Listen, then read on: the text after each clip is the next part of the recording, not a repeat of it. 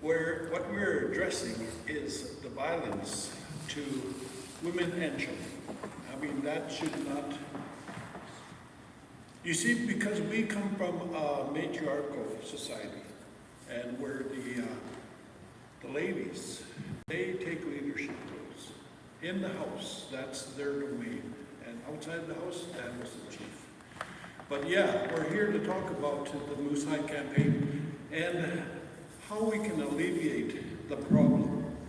There's you see, I'm not here to justify any violence towards anybody, but I do know how we got there. And I wanted to talk a little bit about, I say these things that when they get me to talk about residential school. Now that's just part of it. But when you factor in alcohol, that goes tenfold. I mean, I grew up seeing this violence, and it always had to do with alcohol. So yeah, that's one of the problems that we can alleviate. But with that, I want to start this session with a prayer. Please.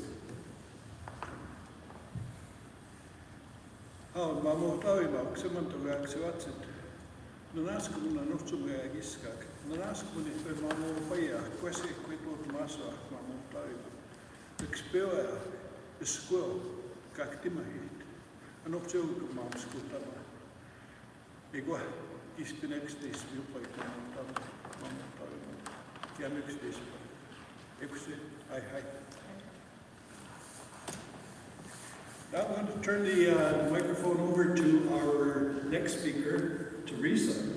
Please come on up.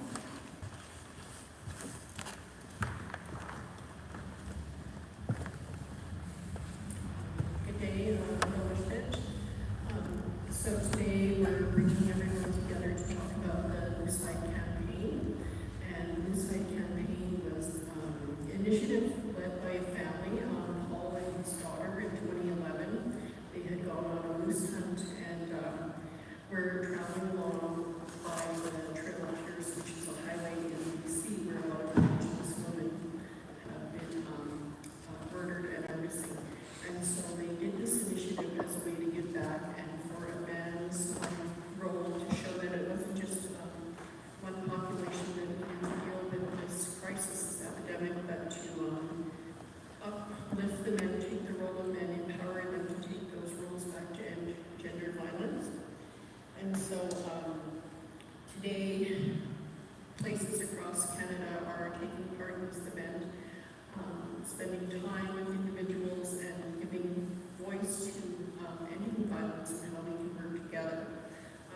One of our next guests is going to be a singer-songwriter, Wendy Walker, and she's going to perform a song for us here, and then we'll follow along with other speakers. But it's just time to spend giving awareness, advocacy, education, and coming together to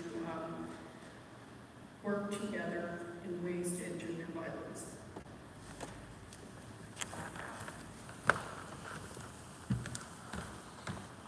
Thanks, Teresa. It's so good to see you and your family.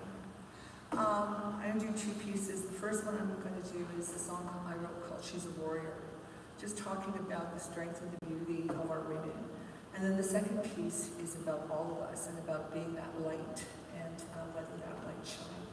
And so to all the amazing people who take part in this campaign, thank you so much, because when we each do our own part and standing up and speaking out, we make a difference. So never think that your voice doesn't make a difference, because it does.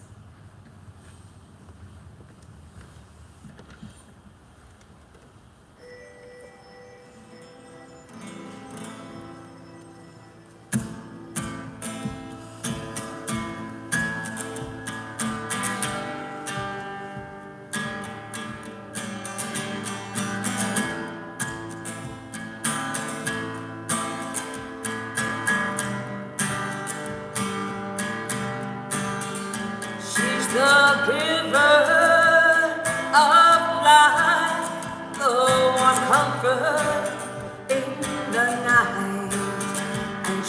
heart and the soul. She's a warrior.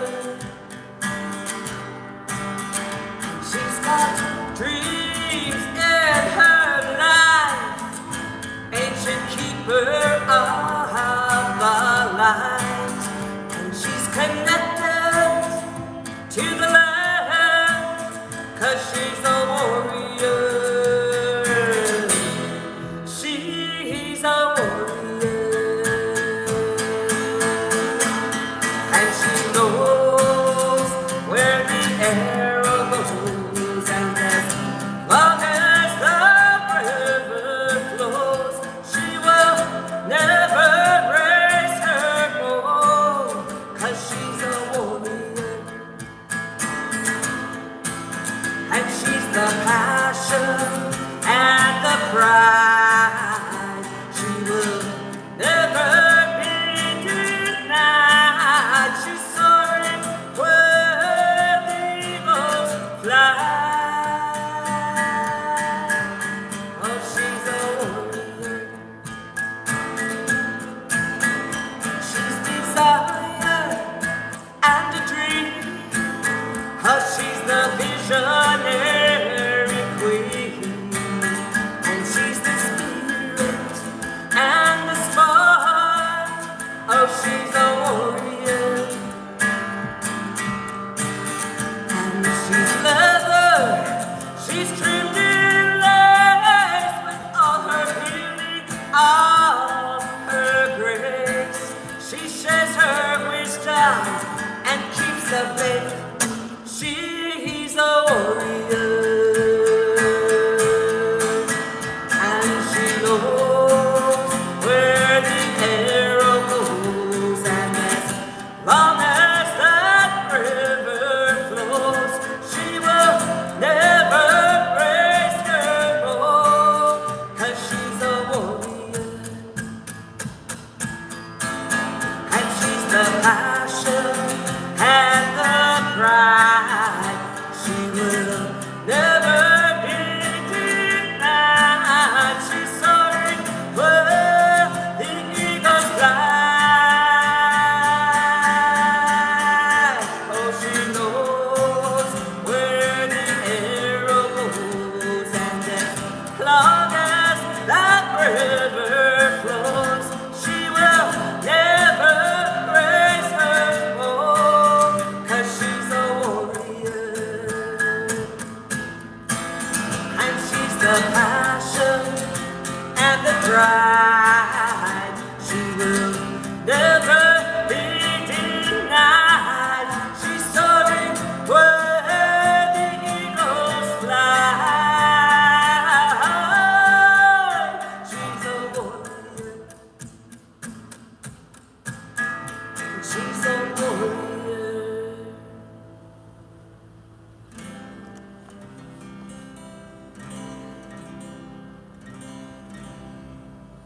This song's called One Light. I was asked many years ago to make a journey down to where Wahoshi and Miracle were the two sacred white buffaloes. And this is one of the gifts.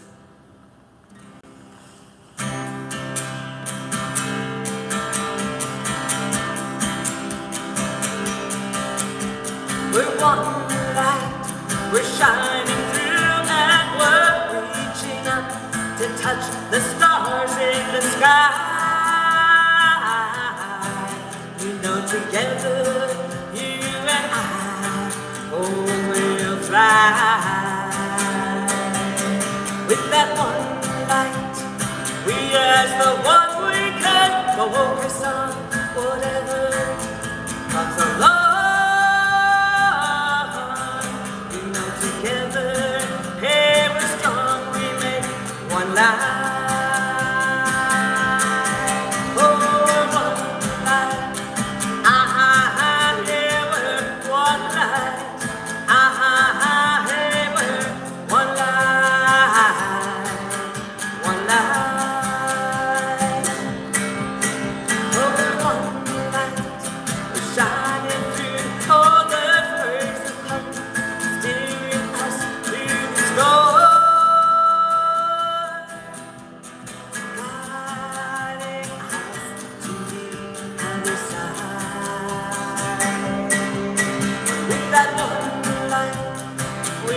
as the one weekend shines so bright, we'll spread our love all around. Together, oh, we're strong, we make one life. Oh, we're one life. Yeah, we're one life. Yeah, we're one life. We're one life. We're one life. Well, that's who we are. Yeah, we're one life. Well, we come from the stars. Hey, we're one life. One life. Don't you know we are one life? Oh, oh, oh, oh, don't forget to let your light shine. Oh, we're one life. One life. Yeah, yeah, yeah.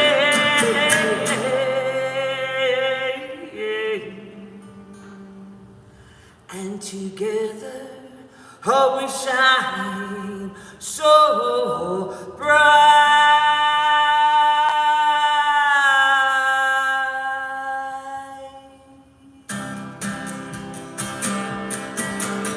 One life,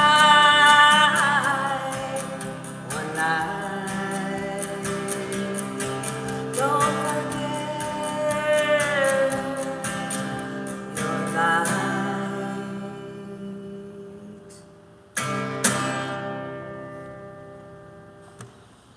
I know. Thank you for having me.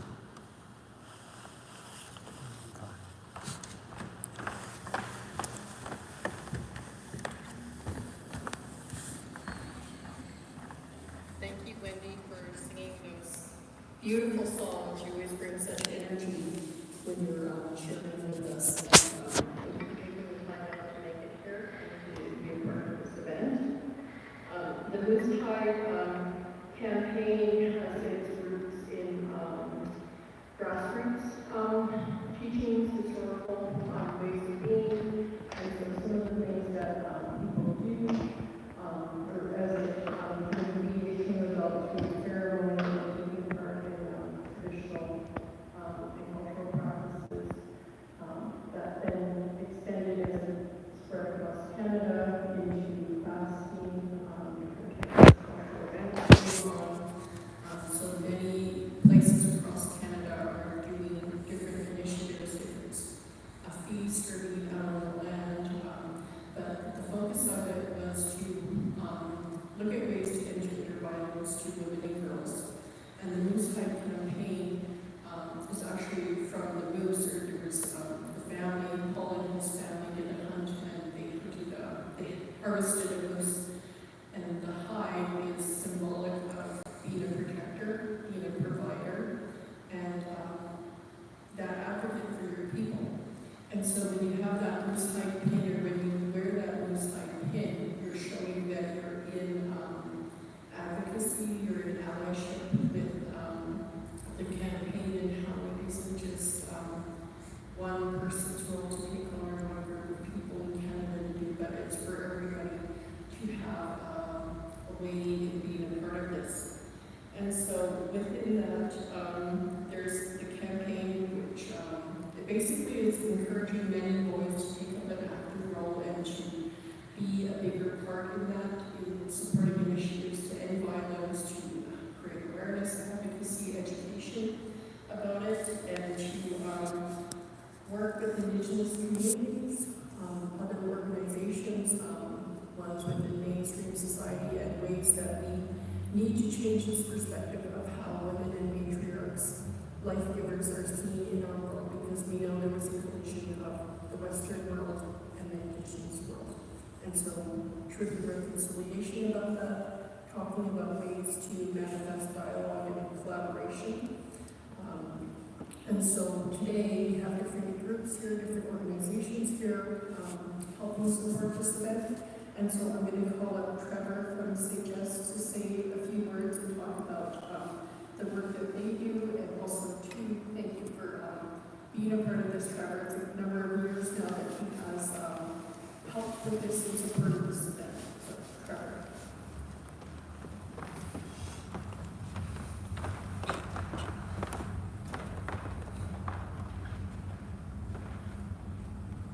Thank you so much, Teresa. I like the image that you used about Western civilization and Indigenous collision that's occurred. And when we think of these issues, I guess before I get into that, I should say my name is Trevor Williams, my pronouns are he, him, and I work with Sagesse. It's the French word for wisdom. For any French speakers that are tuning in, I do apologize for my Prairie Boy Alberta accent and the likely butchering of the enunciation of that word. We're a settler organization that works in the domestic abuse sector as well, and we do a few different types of work. We do both prevention and intervention. I'll speak a little bit to the prevention part, and then I will invite my colleague Krista to come up and talk about intervention as well. Around these conversations, in the prevention work that we're doing, I facilitated a workshop called Real Talk, and we have a version of it where we are addressing men's needs in particular around domestic violence and around how do you, as an informal supporter, talk to a friend or a family member that might be experiencing abuse, and then also how do you talk to somebody that might be engaging in acts of abuse. And so we work through that, this acronym around REAL. But the big thing that I think about in this conversation is that how we're telling stories about gender, it impacts us all, right? As the Moosehide campaign talks about, like, men's violence absolutely harms women and children for sure. And we also know men's violence also harms men too, right? And we know it harms people in the queer community as well. Like everyone is impacted by the stories that we tell about masculinity, about how to be a man. And some of the stats that we know is that men are 3 times likelier than women to suicide. And we know that if an assault is going to happen, sexual assault 99% of the time against women, it's a man who's doing it. 90% of the time against men, it's a man who's doing it. And so we know that these stories that we're telling ourselves about what it means to be a man, they harm us. Or we harm ourselves or our community members, right? And both are extremely problematic. And we know it's not just a story that's happening in Indigenous communities. We know settler communities, newcomer communities, every kind of community is impacted by similar types of stories. Some of the specifics are going to be different, some of them are going to vary, but there are general stories that are quite similar and alarming. So we think that there's an opportunity in having these conversations in whatever community spaces we can to be able to start normalizing, talking about these stories, and see if through that conversation, through that reflection, we can grow and help each other become less violent towards ourselves and towards others as well. And in the prevention work that we do a number of different workshops in the community, trying to have these conversations before the harm is happening, right? We do know as well that sometimes we can't get there in time, and that's where intervention comes in. And we'll invite Krista to come up and to share a little bit about the work that she does on the day as well. Hello everyone, thank you so much for having Sagesse here today. I work in the intervention team, and basically what we do is primarily peer support in the form of groups or one-on-one. We also do resource navigation with people in the community. Maybe you're looking for something for yourself or a family member that you're supporting that we cannot provide. For example, legal resources or counseling or even shelters. We have resources that we can provide you with so you can contact them. And we also do safety planning as well for people who are in abusive situations or they're trying to flee any abusive situations. So always feel free to contact the clinical team at Sagesse, and we're always happy to help. Thank you.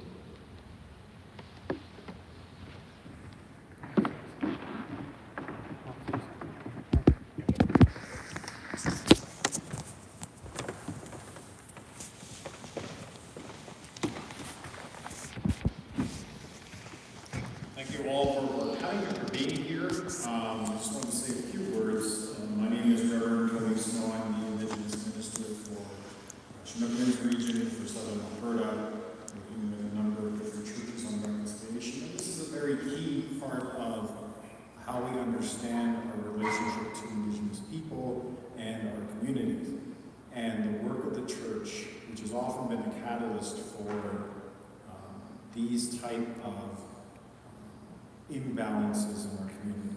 When the settlers first came and imposed the Indian Act upon Indigenous people, they did this at the expense of the rights of women, the rights of children, and the rights of family.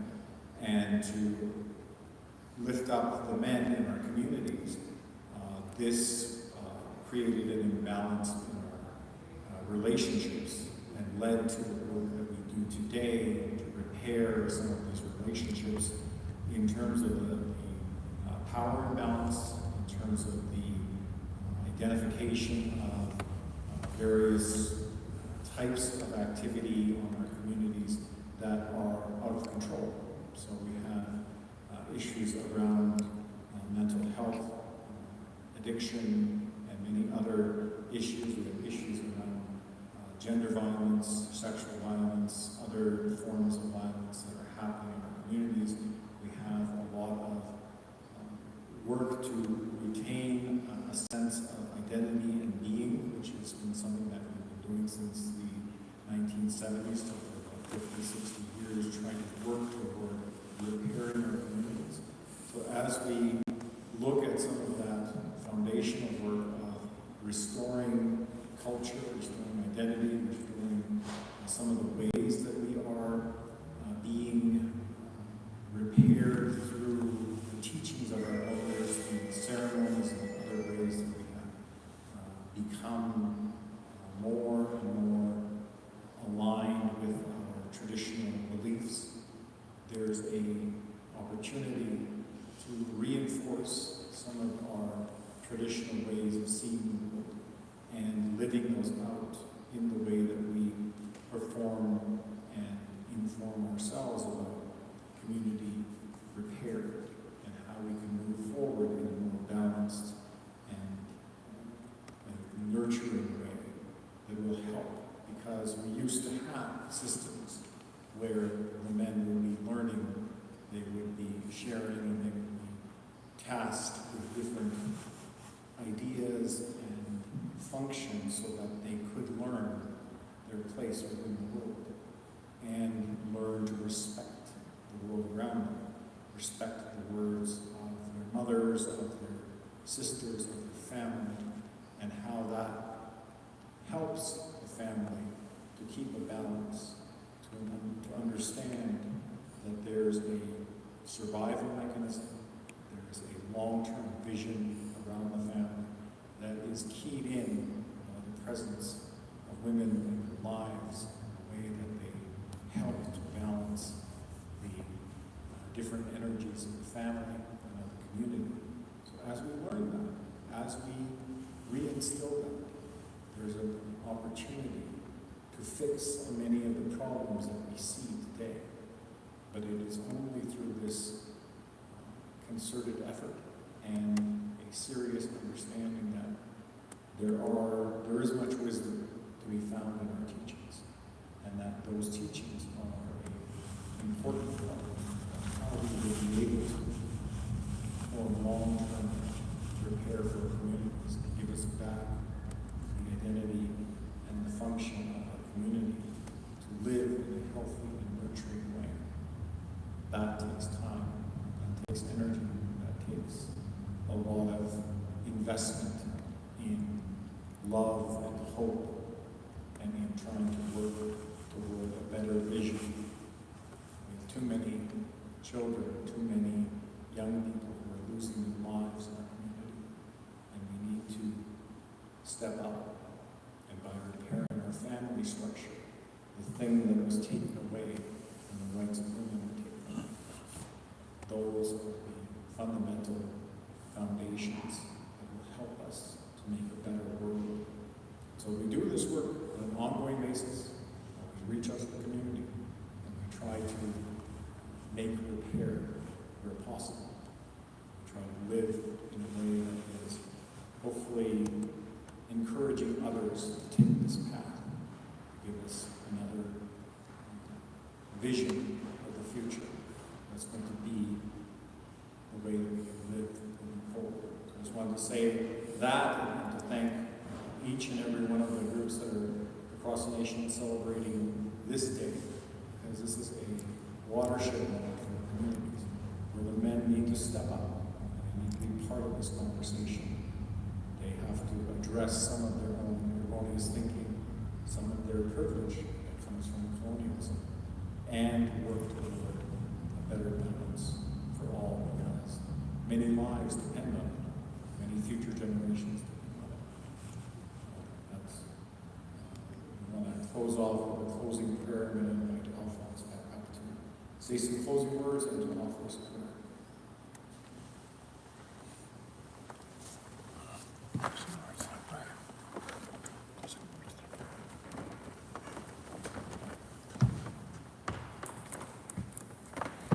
Thank you, Tony. Thanks for everybody that participated here. And yes, we have a lot to do. I heard the words understanding. And yeah, that is something that was always been my goal is, you know, people have said that we need compassion. That is a good goal, but you cannot have compassion if you don't have understanding. So that is what I promote, is understanding. And these are the things that that have helped me to help others. And this is I know it's a tough subject to talk about because you've seen it, I've seen it, and that's why it's hard for me to talk about it, because it's horrendous when you're a child. But with that, I would like to, for us, all of us, to move forward in a good way. So please join me in my closing prayer.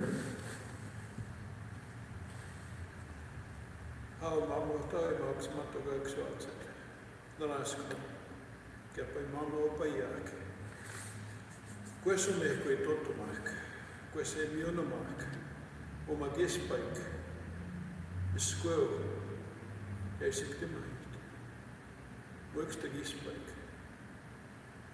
We change the magi toma, the magi magnoma, we change. You're going to get to tomorrow morning time, exit this by normal time, exit. Hi.